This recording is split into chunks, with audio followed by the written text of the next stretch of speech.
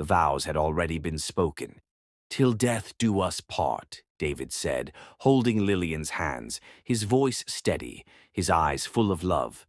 "I choose you always," Lillian replied, smiling through happy tears.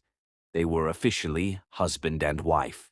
As they stepped out of the church, cheers erupted, music played, cameras flashed. Their convoy moved joyfully toward the wedding reception, where guests waited with food, laughter, and celebration. Then, a loud crash, a scream, silence. On the same road, Lillian's father, drunk and reckless, lost control of his car and slammed into another vehicle. David's parents died on the spot.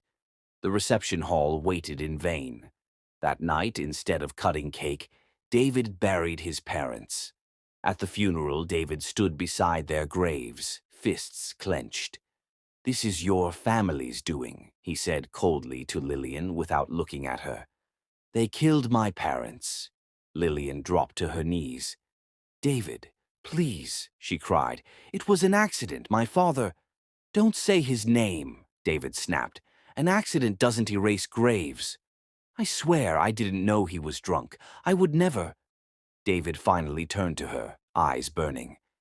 "Then you'll pay for what you didn't do." Those words marked the end of love. Lillian's parents were arrested, tortured, broken.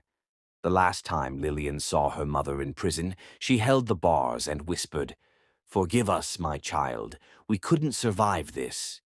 Days later, they were both dead. When Lillian confronted David, her voice shook.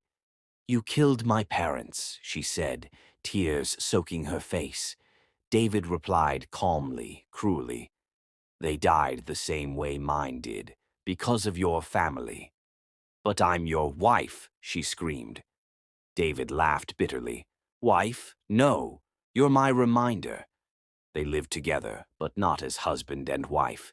David brought women home openly. One night, Lillian whispered, broken, "David, why are you doing this to me?" He answered without emotion, "So you can feel what I feel every day. But I love you. That's your problem." She learned to suffer in silence.